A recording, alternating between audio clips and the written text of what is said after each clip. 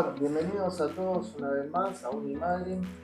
En esta ocasión nos visita el doctor Daniel Del Amo, en esta instancia ya una persona jubilada, pero en su momento docente, ex delegado zonal también de la universidad. Así que Daniel, bienvenido nuevamente a tu casa y espero que puedas disfrutar de este humilde espacio donde la idea es justamente contar la historia de la universidad a través de la mirada de ustedes que fueron los verdaderos protagonistas de la universidad. Daniel, para mí es un gusto nuevamente tenerte por acá, se te extrañaba y bienvenido.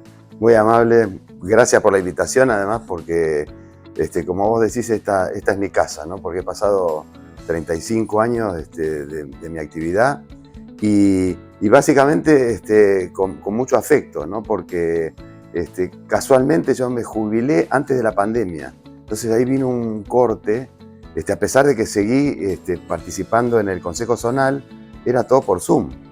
Entonces corté un poco el vínculo de la presencia física y venía esporádicamente a la universidad, pero realmente el hecho significativo fue en el aniversario que vinimos a celebrar la existencia de esta sede y a mí me provoca primero una gran alegría, sobre todo desde el punto de vista de lo afectivo, ¿no? La posibilidad de poder volver a encontrarme con los compañeros, con los que todavía están activos, y bueno, y recorrer esto que ha cambiado muchísimo desde la época en que nosotros empezamos a trabajar acá, a conformar esta universidad, ¿no?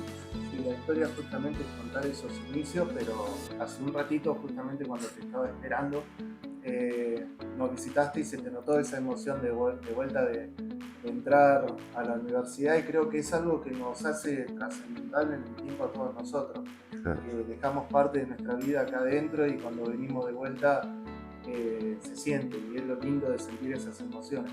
Sí, incluso con los momentos amargos, ¿no? Que nos ha tocado vivir a todos, digo, no solo por las circunstancias personales, sino las circunstancias institucionales que hemos pasado, a veces con diferencias, pero digo, en conjunto, creo que como parte de esta sociedad universitaria hemos podido transitar, creo que exitosamente, y espero que siga así en el futuro porque vale la pena, digo, la universidad pública tiene que ser un foco donde hay que poner toda la atención y tratar de mantenerlo, ¿no? Porque creo que es el futuro de los más jóvenes y es el futuro tanto de una comunidad como de un país. Así que por eso además me embarga la emoción, digo, el hecho, aparte del reportaje y poder compartir con vos estos instantes, pero es significativo lo emotivo en este sentido. Así que muy contento y muy agradecido por la invitación. No, nosotros agradecidos de tenerte acá con nosotros, y justamente vamos a hablar un poquito de eso, de tu historia. Sí, que fuiste parte esencial y muy importante, que has dejado tu huella dentro de la universidad. Entonces mi primera pregunta es, ¿cómo comenzaste, cómo te enteraste, cómo empezaste acá la vida universitaria? ¿Cuáles fueron tus primeros pasos? Vamos a ir un poquito más atrás. ¿Qué se te dio por entrar en la universidad? ¿Cómo fue ese momento que se te dio para decir universidad? Porque yo vengo del CENPAT, yo entré en el Centro Patagónico en el año 80, y además pues tenía bueno, después con el tiempo, en el año 83, yo lo conocía de antes a Aldo López Guidi, que fue el fundador de esta sede. Pero yo entre el año 1983 y 1985 fui becado al extranjero. Así que cuando volví, ya la universidad estaba por empezar, no sé qué, y siempre me interesó la vida universitaria, porque a pesar de tener un gran cariño también como tengo por el CONICET y por el CENPAT, la investigación sin una universidad no es posible, porque la forma de volcar lo que se progresa o lo que se desarrolla en la ciencia es volcarlo en la universidad. Y bueno, esa inquietud, además una cosa particular que uno aprende también con los años, es que la docencia implica estar continuamente actualizado, o sea que hay que continuamente leer, bla, bla, bla. Bueno, el hecho es que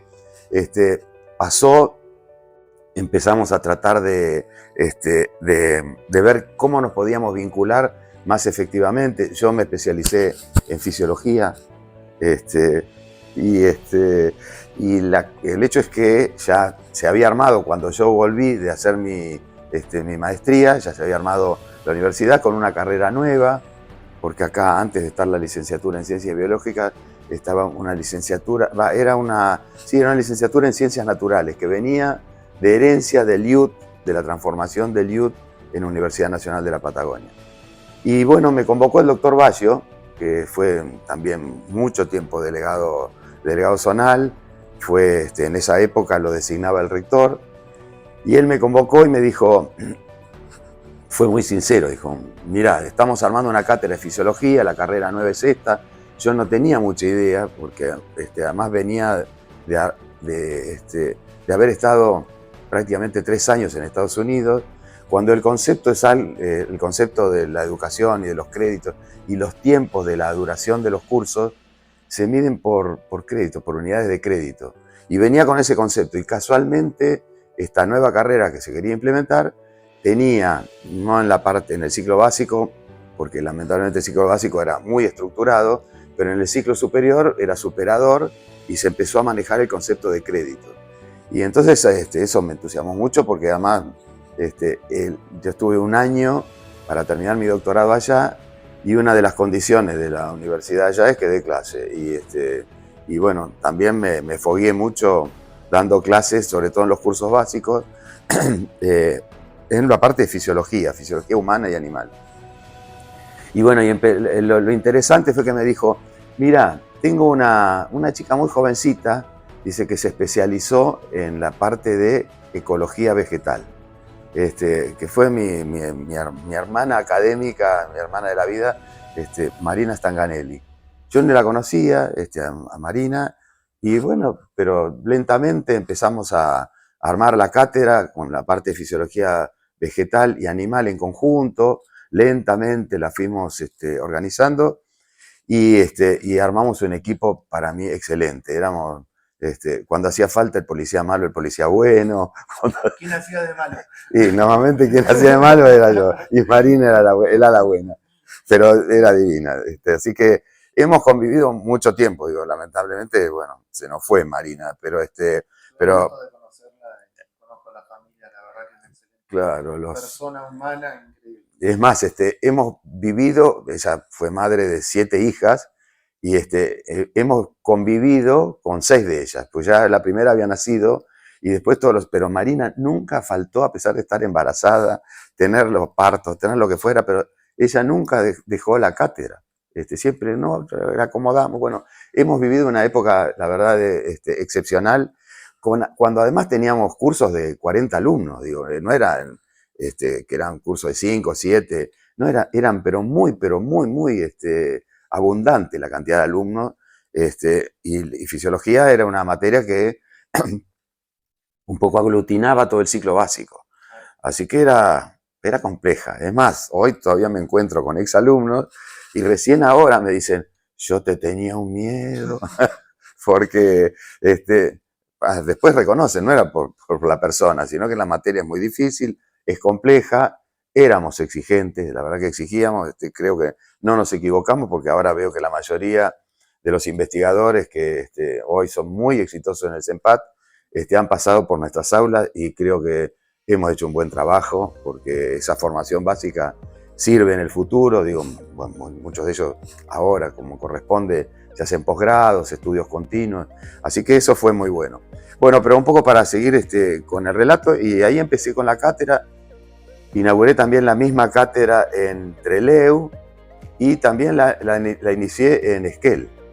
¿Por qué la inicié en Esquel? Porque yo en esa época era becario del CONICET, y no era una época muy distinta de la que están ahora. Las becas de golpe se cortaban, no te pagaban.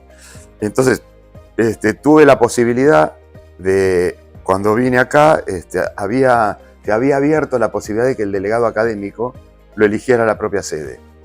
Y bueno, yo conocía mucho a Sergio Saba, que era coordinador del departamento en esa época, y me dijeron, mirá, tenemos la posibilidad de, yo ya había terminado mi doctorado, tenemos un doctor, bla, bla, bla, vos estás manejando 3 cátedras, ser delegado académico. Bueno, me eligieron delegado académico, ya ni me acuerdo en qué época, hace muchísimos años, así que perdí noción.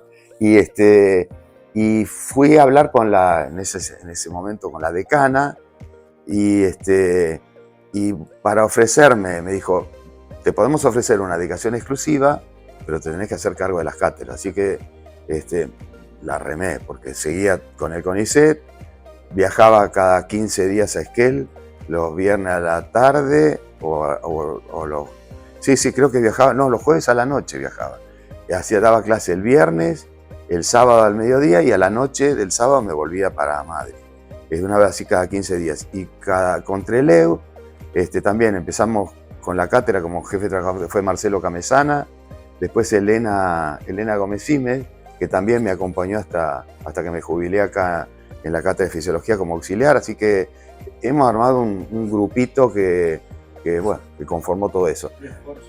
Así que hay que remontarse también a la época. Sí. Estamos hablando de la década de los 80, 90, principios. Claro, principios de los 90. Y la universidad, cuando ingresaste acá, ¿cómo fueron esas clases? Porque el edificio de aulas todavía no estaba terminado, estaba en su progreso. No, las clases al principio las dábamos en la escuela, en los laboratorios en la Politécnica, las clases en la 150, ahí enfrente a la Anónima de... Encima de la parte de administración trabajaba en un hotel. Claro, y la administración era el famoso Anclamar, que también era alojamiento, de lo que hoy es la Gamela, era el alojamiento, que era una idea muy progresiva, muy progresista en el sentido de Aldo, en el sentido de que para captar alumnos y para iniciar todo esto había que fomentar la posibilidad de que se instalen en el lugar y darle algún tipo de posibilidad económica de que puedan vivir. Y entonces eso era muy bueno, ese concepto de alquilar hoteles y que de paso los alumnos vinieran. Y yo me acuerdo que siendo delegado hemos llegado a tener inscripciones de 100 y pico de alumnos. Era increíble la cantidad de chicos que encima venían de afuera, estamos hablando del exterior. Hemos tenido, no porque ha trabajado en la parte de bienestar en su momento, gente de Holanda, de Colombia, de Perú, hasta uno de la Antártida que venía. Era una carrera muy buscada a nivel internacional y a nivel, obviamente, también de la Argentina. No tanto, me parece a mí, a nivel local. Había mucho de la gente de afuera. No, de hecho, muchos locales iban a estudiar biología a la UBA. Nosotros decíamos que, no sé si nos sigue siendo el mismo proceso, pero que los chicos quieren vivir y entonces un poco quieren soltar las alas, irse un poco, aprender un poco del mundo. Yo creo que también es bueno. El problema es que hay un componente económico, ¿no? Digamos que para mantener un chico afuera, ya sea en Córdoba o lo que fuera, hay que mantenerlo. Eran épocas que aparentemente la sociedad de Madrid lo permitía. Muchos de hecho son egresados de la UBA, que tiene una formación excelente, pero la mayoría de los nuestros eran o de Neuquén o de Río Negro. Muchos de Santa Fe han venido de Rosario, muchos chicos de Rosario. Así que sí, hemos tenido una amplia gama, una diversidad de locales impresionante. Y me acuerdo que incluso con la parte de bienestar, había una época que poníamos tutores a los alumnos, o sea que cada 10 alumnos tenía que tener un tutor que era alguno de los docentes. Que los docentes un poco, yo digo, poco se negaban porque yo era el delegado, pero la verdad que era una tarea difícil, pero todavía hay algunos que se acuerdan, porque venían de afuera y nosotros éramos locales, y entonces recibirlos como una familia, que no sientan el desarraigo, porque no sé si han contado los otros delegados, pero uno de los problemas que había era que cuando llegaba el mes de julio, que se iban para la vacación de invierno, no volvían, y muchos de ellos, no solo por la falta de rendimiento, sino por el desarraigo, porque es difícil estar, claro, es muy difícil estar afuera, y vos viviste, la arreglás solo, bla, bla, bla, pero estar con los padres, con los tíos, con la familia, ese arraigo es importante, y lo tratábamos de subsanar con eso, tratar de poniéndole un tutor que hiciera el seguimiento. Bueno, el sistema de tutoría, fue evolucionando porque todavía se mantiene, creo que no sé si habrá comenzado justo en casualidad o fue trabajando o fueron viendo que dio resultado porque ha evolucionado y hoy en día todavía lo tenemos.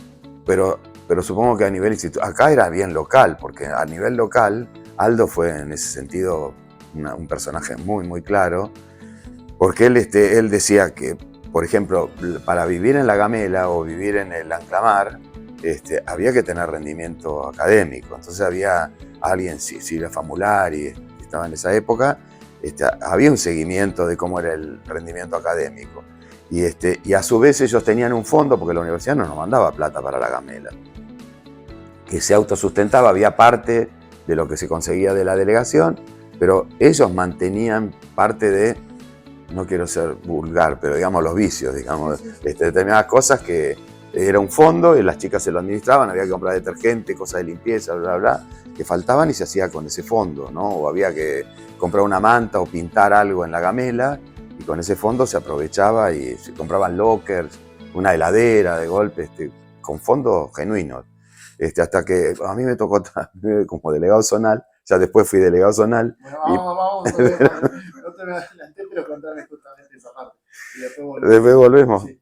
Cuando era delegado zonal hubo una especie de revolución, porque claro, en Comodoro tenían becas de todo, le pagaban a La Gamela, no sé qué, y los chicos de acá ponían un fondo, que era exiguo el fondo, y el que no podía pagar no se le compró, pero no importa, el hecho que hubo una presentación en el superior, y yo como delegado zonal era parte del Consejo Superior, y hicieron una presentación que, bueno, en cierto modo fue bueno, porque hubo un cambio, y la universidad tuvo que decir, no, tiene que ser equitativo para todas las sedes. Trelew tenía el comedor universidad que sigue teniendo, con un subsidio impresionante para lo que era la comida. Acá también era poco lo que se daba en el buffet, era autosustentable, y La Gamela también, así que creo que ese quiebre fue también parte de la presión que se metió desde la sede como para que fuera equitativo, ¿no? Yo pasé un mal momento, digo, pero a nivel institucional fue bueno y sobre todo particularmente para la sede de Madrid.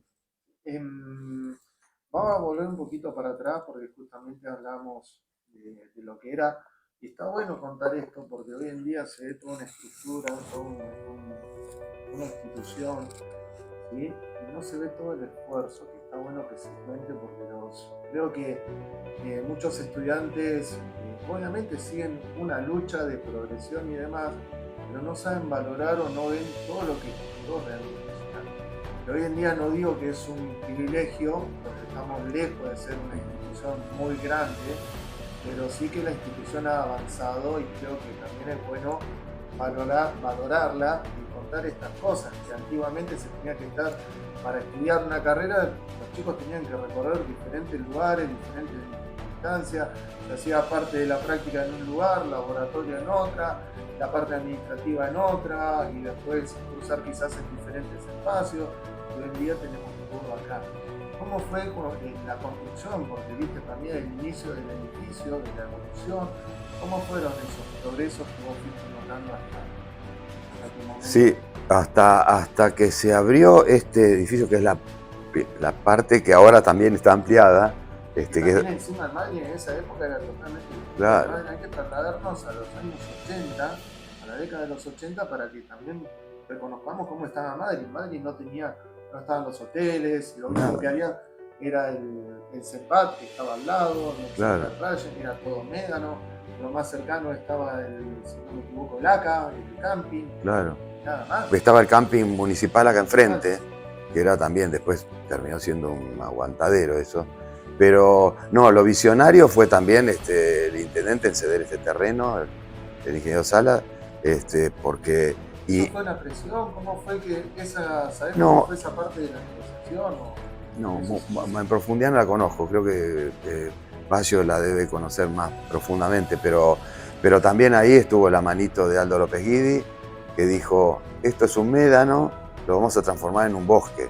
Y bueno, y ahora han caído muchos árboles, digo, pero él se propuso con don Néstor, que te debe haber contado la historia de don Néstor, y también muy complejo armar esto. Claro, y él como había estado mucho tiempo en Esquel y tenía conexiones para traer los arbolitos, bueno, hacer una serie de instalaciones, porque los árboles uno los pone, hace el agujerito, pero hay que ponerle agua.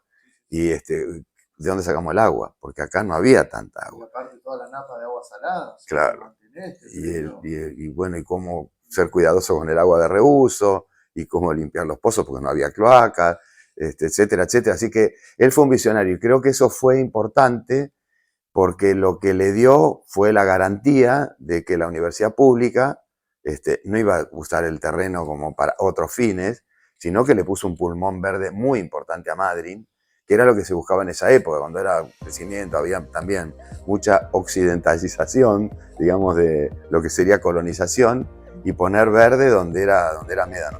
Pero además se respetó el terreno, porque se pusieron árboles, no es que se hizo una masacre de lo que fueron los médanos originales, y se fue siguiendo las líneas de los médanos y la altitud y las pendientes, y con eso se iba regando. Y bueno, estuvo don Néstor, y estaba Sepúlveda también, que tenía esa anécdota. Él venía y venían los fines de semana, estaban siempre, ya yo también hay fotos que las pasaron acá en el aniversario, que venían con un baldecito a regar los arbolitos recién plantados. Y digo, ellos fueron realmente pioneros y visionarios, ¿no? Y eso hay que rescatarlo, porque es parte de nuestra historia, digo. No lo tendríamos hoy si ellos no hubieran hecho ese esfuerzo, además, con buena voluntad y con visión de lo que implicaba tener este terreno en Madryn, sin pensar que Madryn iba a crecer lo que creció, porque la zona sur era... Sí, lo más apartado de la ciudad era lo más alejado de éramos nosotros. Claro, sí. Así que, y bueno, y una vez que, hasta que tuviéramos el edificio, hasta hemos llegado a hacer los prácticos en el Golfito. El Golfito había, bueno, se lo habían cedido al CENPAT, y a su vez muchos de los laboratorios hacíamos en el Golfito, sin calefacción, era un frío. Yo me acuerdo que a veces terminábamos, porque dábamos los prácticos de tarde, y en invierno a las 6 de la tarde de noche, y terminábamos a las 7, 7:30, los químicos también terminaban, y los docentes aprovechaban y traían los chicos para acá, porque no hay colectivo, el Golfito, nada. Se venían algunos caminando, otros en bici, pero me acuerdo los autos abarrotados de alumnos, que sea hasta acá, traerlos hasta acá, y después de acá cada uno se iba por donde podía, pero o vivían mucho en La Gamela, o en otros alojamientos, digo, pero fueron épocas duras, con felicidad, pero duras. Y cuando recién llegamos, lo que había apenas eran 4 aulas y el laboratorio, los 2 laboratorios, que eran más chiquitos de lo que son hoy. Y no sé si te habrá contado Ricardo o alguno de o Charlie, no sé, toda esta parte nueva fue por un convenio con la escuela que se creó también. FAPE, claro, que hoy es FAPE, que era porque acá había una fundación que de hecho nos ayudó mucho también, porque la fundación nos permitía hacer determinadas tareas y facturar. Y entonces esa facturación por actividades genuinas que hacíamos, que nos permitían tener un ingreso genuino cuando se hacía un congreso, cuando se hacía alguna actividad que se podía cobrar algún tipo de arancel, se facturaba desde la administración, y esos eran recursos que entraban y no eran coparticipables, digamos, porque eran genuinos de acá. Hasta que se unificó el sistema, y bueno, ahí directamente esa captación de fondos se perdió o se centralizó en la administración de la universidad. Pero nos ayudó mucho. Y bueno, también hubo otra época, yo ahí no era delegado, era simplemente docente, pero también hubo una época de conflicto, porque a la mañana no se podía usar esto porque estaba la escuela, y había que hacer una partecita de allá, y los que podían dar clase de mañana o algún práctico se mezclaban con chicos mucho más jóvenes, y está el problema. Hablando del nivel secundario. Claro. ¿Todo secundario o también había primario? No, había secundario nada, sí. Una edad, una franja, claro, sí. Conflictiva. Sí, claro, de adolescencia. Adolescencia pura. Que además hacían otras cosas, era como, había que poner una barrera de hierro para allá, que no se podían mezclar, el buffet, así que, pero también yo creo que lo superamos, ese conflicto, se fue incrementando la capacidad, el volumen, hasta que vino la gran licitación de acá, de la parte nueva. Para poder obtener lo que tenemos, porque si no, estamos hablando de la década de los 80, barra 90, ya tirando más los 90, ¿no? Sí, ya 90 avanzado. Avanzado, donde también justamente lo que vos comentabas, el financiamiento universitario era totalmente casi nulo, donde uno tenía que buscar recursos propios para poder seguir avanzando. Si no fueran por este tipo de acciones políticas, creo que todavía la universidad hubiera estado esperando un poco más la ampliación. Sí, sí, no, si no hubiera sido por el convenio, que fue conflictivo, que fue traumático para quizá ambos lados, esto no existiría, esta parte.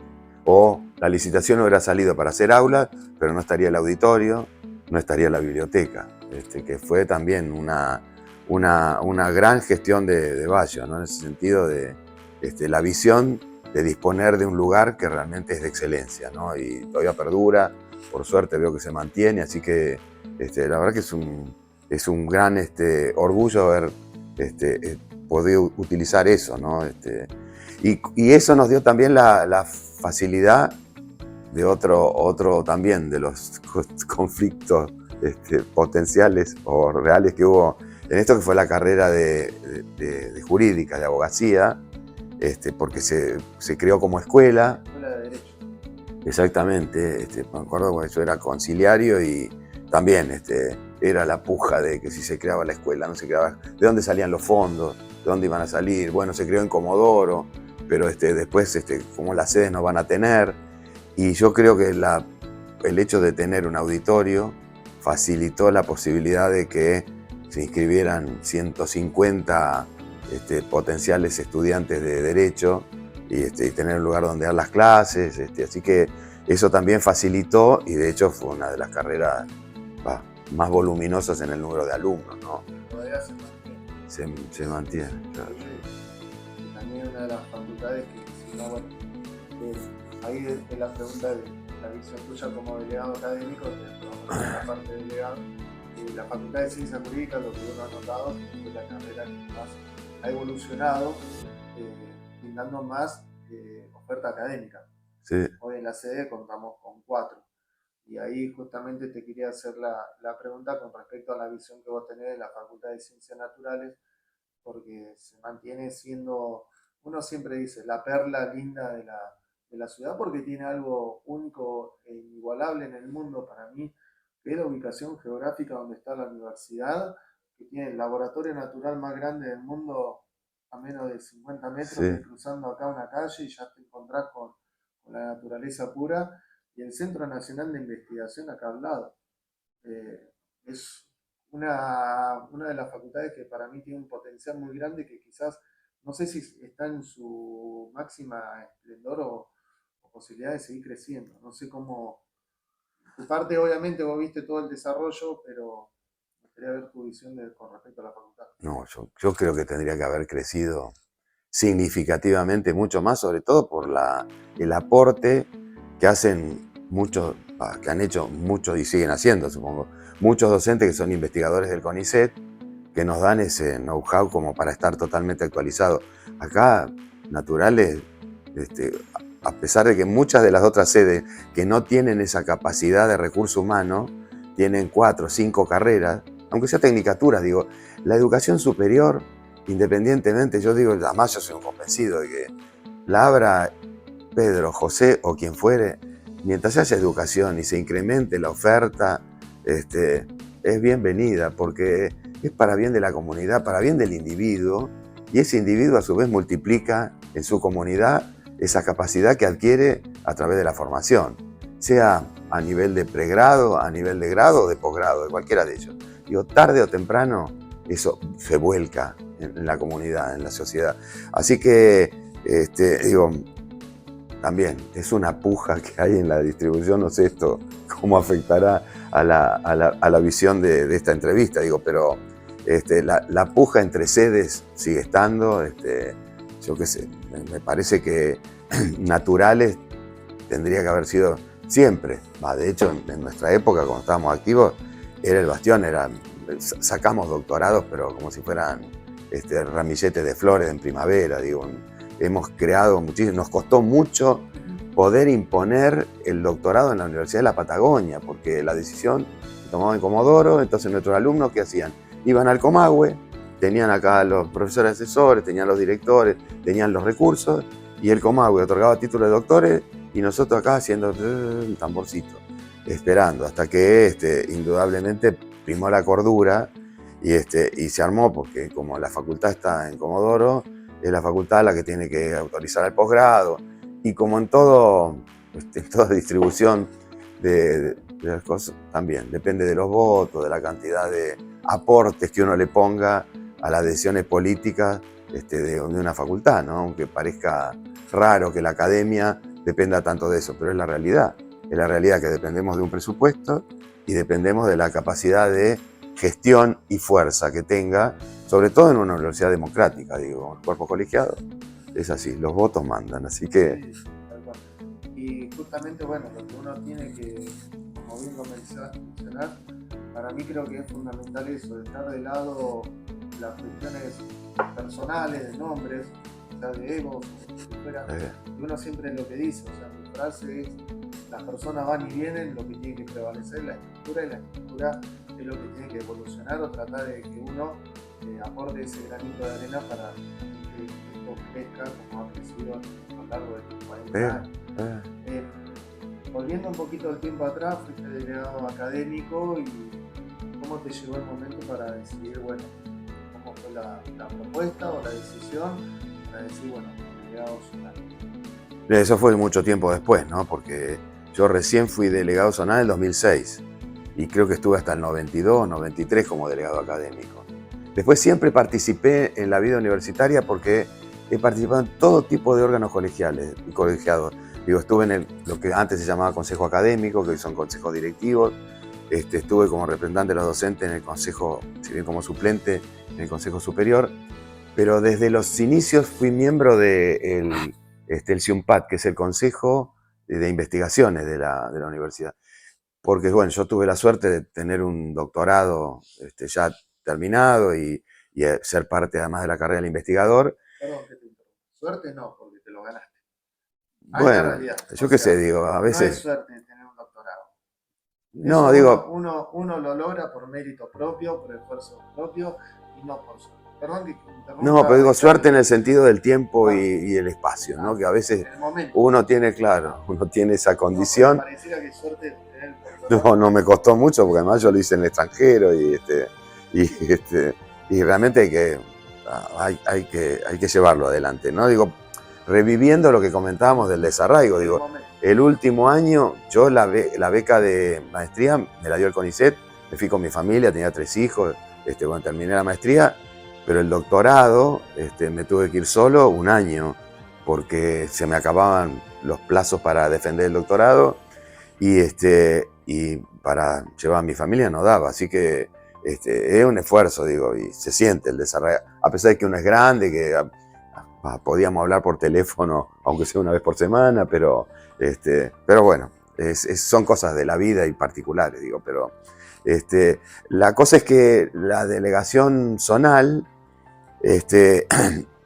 era también una cuestión de, prácticamente recién estaba empezando jurídica, pero la tradición era que el delegado zonal, cuando se modificó la organización de la universidad, que dejó de designarlo al rector, por eso sigue teniendo el nombre de delegado zonal, pero ya tendría que ser algo así como un vicerrector, un rector alterno, un administrador, no sé, porque en el fondo un delegado zonal es un administrador, pero no tiene visos de academia, tiene visos de gestión administrativa. Así que, y bueno, estaba la puja de que si era de ingeniería o era de naturales. Ingeniería, no digo, rotando así las cosas siempre. Y por eso estuvo el doctor Haller, después estuvo el doctor Baggio, que ya había estado antes, y ahí empezó a querer tener la delegación zonal, la facultad de jurídica. Y bueno, el acuerdo con ingeniería fue, por ahora es incipiente, no sé qué, vamos a tratar de mantener. Y bueno, me propusieron y dije, bueno, voy a hacer campaña como para ser delegado zonal, y tuve por suerte, ahí sí que la suerte del acompañamiento, porque fue muy, pero muy negociada mi elección, ¿no? como fue la de las sucesivas elecciones después de la mía, ¿no? Y yo creo que también, bueno, el delegado zonal se elige a través del Consejo Zonal, en aquel momento Consejo Asesor Zonal era Claro, CAS, ahora directamente CZ. Creo que también tiene de eso, porque en definitiva la persona que se sienta tiene que trabajar con todas las facultades sí. de acompañarlo. O sea, es natural esto de negociar, me parece que no lo veo como negativo, sino al contrario de decir, bueno, trabajemos juntos, porque las negociaciones ceder prácticamente ciertas cosas y saber trabajar mancomunadamente para un fin. Parece, creo que lo veo por esa parte, por eso no lo veo malo el tema de la negociación. Sí, creo que las posteriores fueron mucho más arduas, ¿no? Porque ya estaba como facultad sentada, bueno, de hecho ahora la administración la pone la facultad de jurídicas, digo, así que, pero las posteriores a la mía, porque todavía como no estaba muy asentada, ellos proponían, pero no, creo que jurídicamente no tenían capacidad de representación genuina en el Consejo Zonal cuando me eligieron a mí, pero ya en la posterior sí. Así que también, porque además normalmente la tradición era que el que había sido delegado iba como miembro del Consejo Zonal, al menos por un periodo, porque eso fue una cosa buena que con la reforma durante la gestión del rector Gil se reformó el estatuto y los cargos selectivos unipersonales no pueden durar más de un periodo. Entonces, digo, eso también fue una forma también de evitar las reelecciones y la permanencia ya crónica. Y me parece sano, porque primero permite una rotación u otra visión de las cosas, que vengan caras nuevas, que tengan otra percepción quizá de lo que es la sede, particularmente, hablando del delegado zonal. Así que me parece que esa fue una muy buena opción. Y bueno, como estábamos en ese periodo de transición, la idea era que uno terminaba y bueno, armaba una lista para formar el Consejo Zonal por la experiencia que había tenido como delegado, ¿no?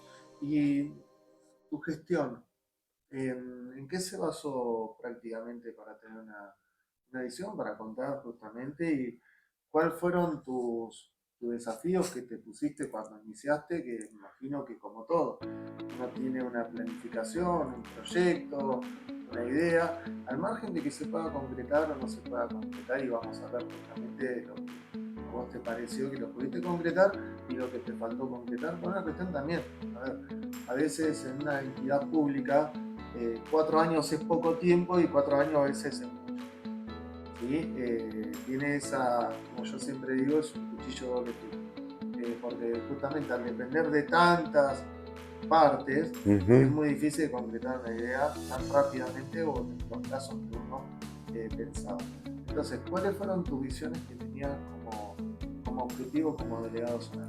Bueno, una, porque además habíamos cambiado la orientación política de la universidad.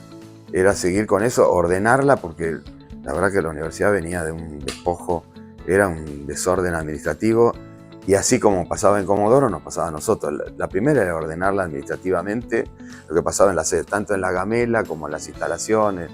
Pero tuve la suerte, y ahí sí que tuve la suerte, que nos cortaron el gas en junio. Yo asumí en diciembre, y en junio vino la inspección, bla, bla, bla, bla, porque todos los organismos públicos, y me cortaron vos no sé si todavía no habías entrado, pero nos cortaron el gas. Y teníamos que dar las clases. ¿Qué hacíamos con las clases? No daba la instalación porque todos querían, lógico, no pueden los chicos venir a clase.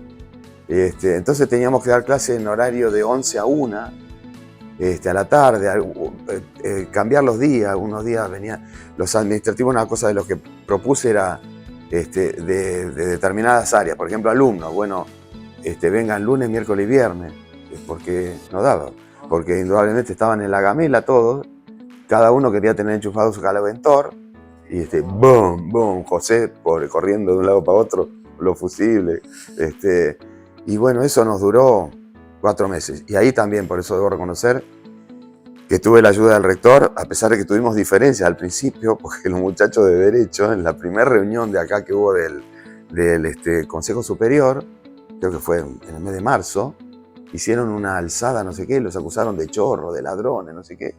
Y el rector me creyó que yo los había mandado. Y me mandó una nota, me inició un expediente, un sumario. Bueno. Después aclaramos las cosas, que yo no había sido, ni estaba enterado de eso. Llevaste 4 meses. No, por eso.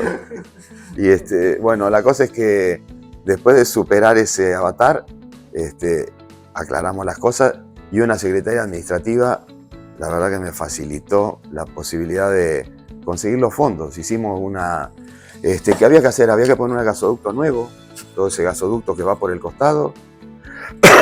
Eran fortunas la plata, la universidad no tenía ni para pagar el gas, me cortaban la luz cada 2 meses, porque no pagaba, no venían los fondos de allá. Bueno, el hecho es que conseguimos los fondos, arreglamos con el municipio, con una empresita que trabajaba para el municipio. Ellos habían puesto su taller en un lugar de la municipalidad, pero llegamos a un acuerdo que le íbamos a pagar, me lo dijo la secretaria administrativa, no me puedo acordar el nombre, una contadora divina la señora, de Rosario. Y me dijo, mandale para adelante, hacer una comisión para otorgar, lo que había que hacer, cumplir con los plazos legales. Hay que buscar una comisión que busque el mejor presupuesto, buscamos 3 presupuestos. Y bueno, los muchachos consiguieron los caños de crédito y vinieron, hicieron la instalación, lo fuimos pagando lentamente, fuimos pagando. Hubo que adaptar la entrada esa de la garita, esa que está a la entrada, porque tenía un techo que no correspondía, tiene que tener un techo que vuele. Bueno, hubo que modificar todo. Traer retroexcavadora para llevar el gasoducto a la Gamela, cruzar todo por ahí, que Camusi lo autorizara. Y hubo que cambiar un montón de artefactos porque no estaban registrados, porque eran viejos, y Camusi si no nos autorizaba, así que íbamos lentamente, poníamos uno, venía Camusi y revisaba. Bueno, no sé si esto hay que hacerlo público, pero hicimos lo que pudimos para que... Y bueno, y al final, yo creo que al final, que fue en septiembre, tuvimos gas. Después la segunda que tuve, el problema de los pozos ciegos, y tuvimos que, y ahí también me ayudó la administración de Comodoro, porque hubo que cambiar todo el sistema de descarga. Todo lo que iba para atrás, que teóricamente estaba más alto, había que mandarlo para adelante porque la cloaca iba a pasar, no sé si pasa ahora, pero iba a pasar por el frente. Así que hubo que habilitar pozos ciegos adelante y las conexiones que estaban acá, irla lentamente trasladando a la conexión de los pozos ciegos de la parte adelante. Y el de atrás era imposible porque era la salida para atrás, así que ese es un sistema que iba a quedar independiente con salida directamente a la Hansen, creo que es la calle que está atrás. Después otra cosa linda, otra cosa buena que me acuerdo, fue que terminamos de ordenar el plano, que ahora creo que hace muy poco le dieron la tenencia del original, porque nuestro terreno original llega hasta donde ahora está el alambrado. Esa calle que se usaba era parte de la universidad, pero nunca se había puesto los mojones. O sea, y Lucía Taylor, también de la municipalidad, nos ayudó mucho, mandó a los agrimensores, pusieron los mojones y ahí se delimitó lo que hoy es el predio real de la universidad según los planos, ¿no? Porque era medio... También tenemos algunas cosas que avanzamos en la biblioteca por lo que es este espacio municipal, digamos, pero no la podíamos tirar abajo, ya se había construido, así que eso se blanqueó, y eso creo que también fue para mí un logro, digo, porque pudimos ampliar el terreno en algo que es genuino, digo, que estaba en los planos y que es nuestro. Así que, y bueno, y fue pasando y pasando y pasando, y realmente lo que vos comentabas, sí, 4 años es poco y es mucho, digo, porque es agotador. La verdad que, digo, menos mal que no podía haber reelección, digo, porque ya los últimos 6 meses, uno, si tuviera la posibilidad de ser reelecto, se dedica más que a eso que más que a la gestión. Así que en cambio, sabiendo que uno ya va a dejar, trata de dejar todo ordenadito, que fue lo que creo que me pasó a mí con Ricardo, que le dejamos al menos la administración ordenada, lo que no había deudas, dejamos algún crédito. Hemos tenido posibilidad con la fundación de hacer una serie de cursos que nos ayudó mucho para conseguir recursos financieros, ¿no? Plata. Así que hemos reparado cosas con fondos propios. Y creo que para mí fue un buen recuerdo. Hace muchos años, digo, pero fue un buen recuerdo, una muy buena experiencia. Y qué linda anécdota te quedás. Vamos por las anécdotas lindas de tu vida como docente, de algún estudiante, y después vamos por la parte de anécdota ahí como delegado zonal. Ahora, como docente, ¿qué anécdota te quedás siempre linda en el recuerdo que uno queda marcadito en el corazón? No, tengo muchas, sobre todo por hechos puntuales, digamos, de alumnos díscolos que hoy son grandes investigadores, que les costaba, que no querían venir a rendir el final, sobre todo. Pero en general fueron anécdotas muy, muy buenas, digo, no me acuerdo de ninguna en particular, digo, porque es en general lo que queda en el recuerdo, digo, y es una cosa muy general que no puedo decir yo con tal, me acuerdo de una en particular. Quizás dentro de una hora me acuerde de alguna y ya va a ser tarde para este video, pero no, ahora en este momento no me viene ninguna en particular. No, más que nada es sobre todo experiencias lindas de la nada sacar algo, digo, de no tener nada. Me acuerdo que traje a mis amigos, digo, son dos americanos, un matrimonio, que hicieron la maestría y el doctorado conmigo en esa universidad.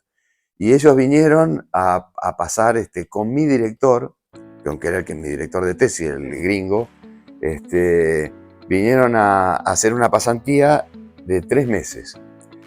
Porque ellos también traían sus estudiantes y el intercambio, exactamente, que duró unos años.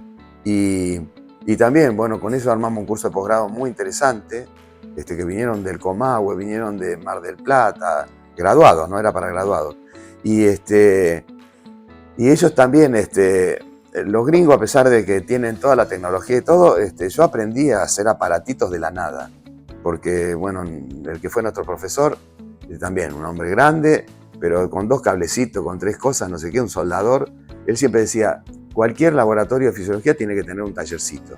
Porque nosotros hacemos mucho experimental. Inventamos aparatos, cosas, no sé qué. Y bueno, inventamos un aparatito para medir la respiración en los pescaditos. Así que, que ya había unos tubitos y una teoría, pero también inventamos con tubitos y con vidrio, soldando vidrio. Ahí nos ayudaba mucho Alvar también, que tenía laboratorio de desarrollo, porque no teníamos capacidad de soldar y ellos sí tenían esa capacidad de armar aparatitos. Y bueno, y dejamos por mucho tiempo esa experiencia para los prácticos que siguieron después, ¿no? Que yo ya prácticamente no iba a los prácticos, porque tenías confianza en los auxiliares y en el jefe de trabajo práctico. Así que esas son algunas que me surgen ahora en este momento, pero no hay alguna en particular con algún alumno en particular, porque en general fueron buenas, incluso dentro del disenso y las discusiones. Es parte de la vida cotidiana, o sea, hasta en un matrimonio, en la vida misma, uno tiene esas cosas, que es lo que hace a la misma vida, a la vida misma, es el transitar por los pasillos de la comunidad. O sea, tiene sus momentos lindos, sus momentos agrios, sus momentos de alegría, de emociones, de llanto, de tristeza, de angustia, la vida cotidiana.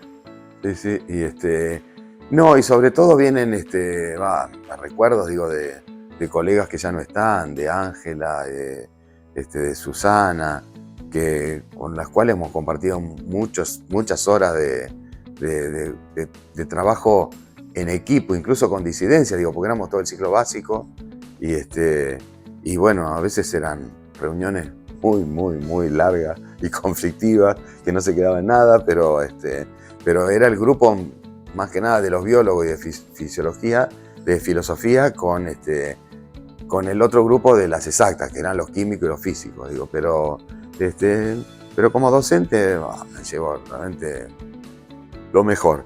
Tuve el último desencuentro, que fue cuando me jubilé, bueno, me vino la jubilación en marzo y yo creí que, bueno, por un tiempo uno sigue y ya lo maduré.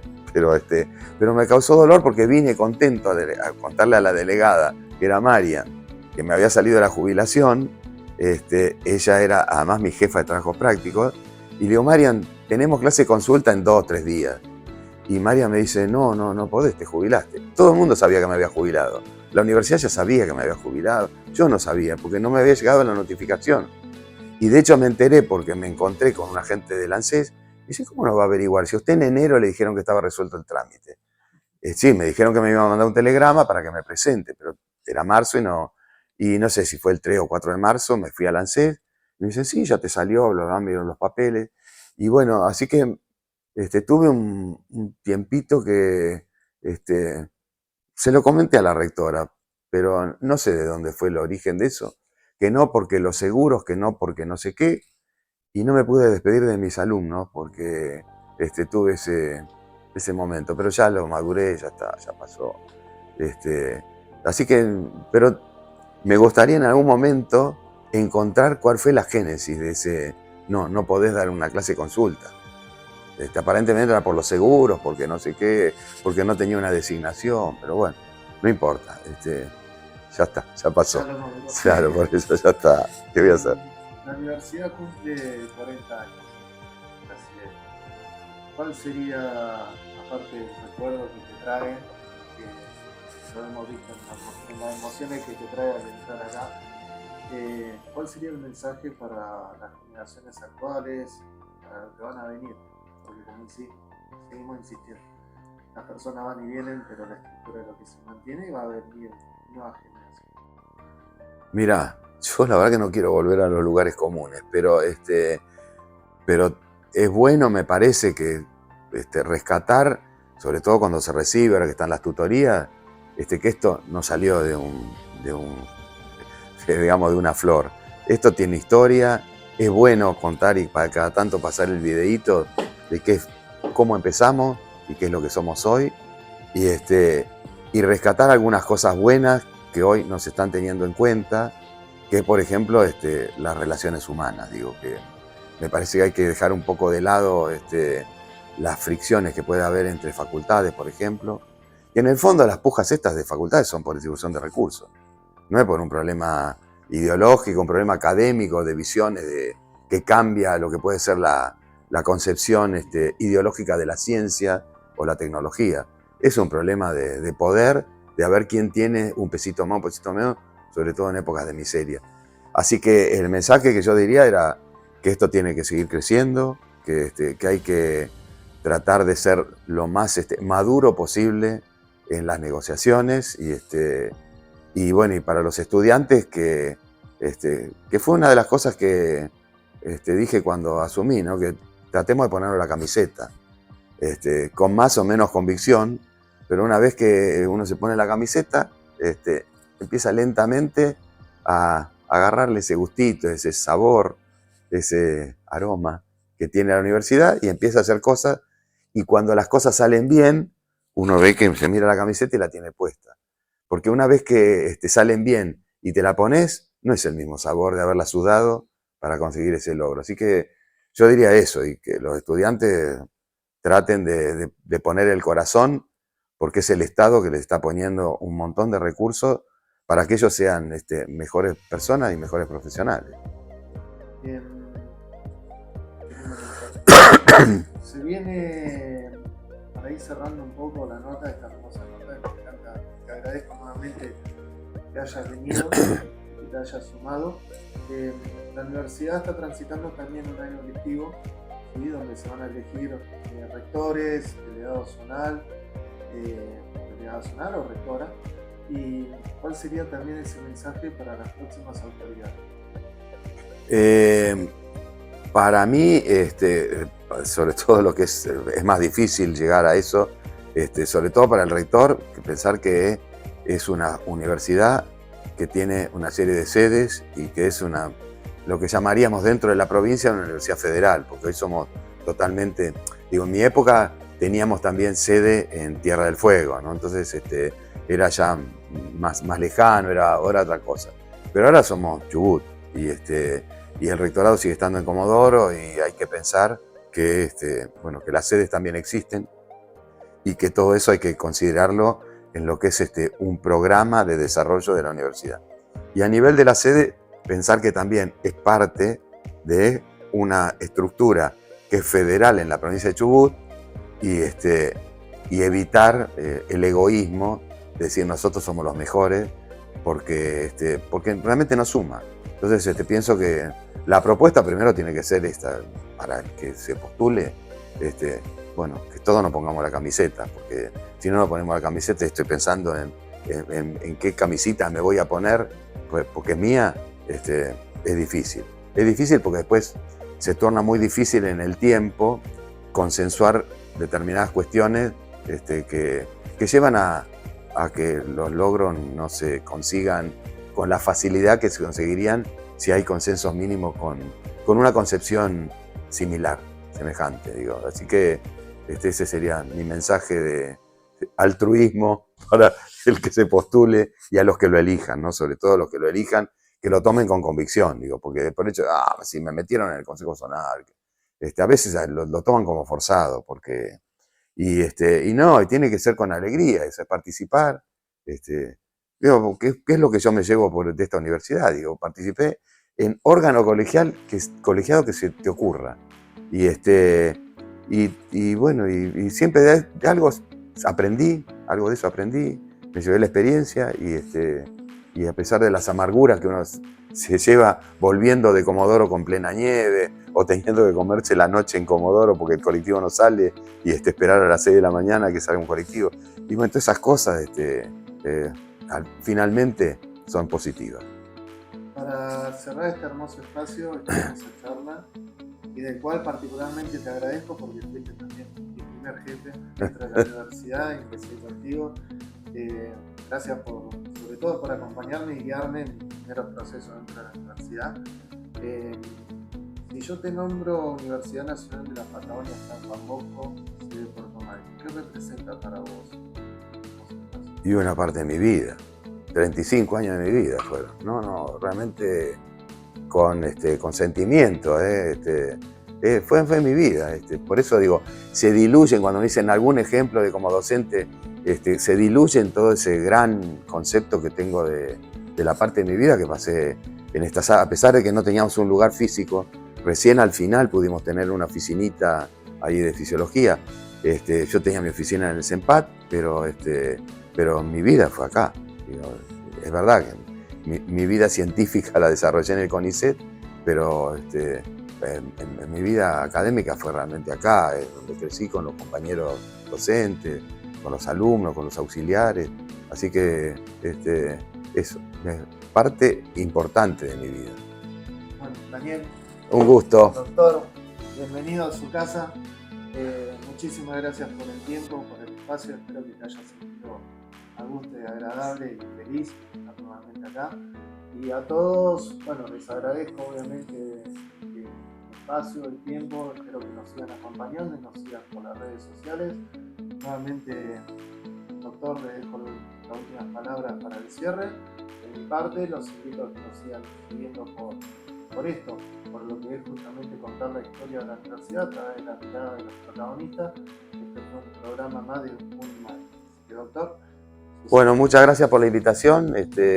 Un placer volver a mi casa, estar precisamente en este espacio donde últimamente di las últimas clases teóricas, así que un gusto y bueno, el mensaje para que la sede, la universidad y la comunidad sigan creciendo con un espíritu creativo y para bien la mayoría de la sociedad. Gracias.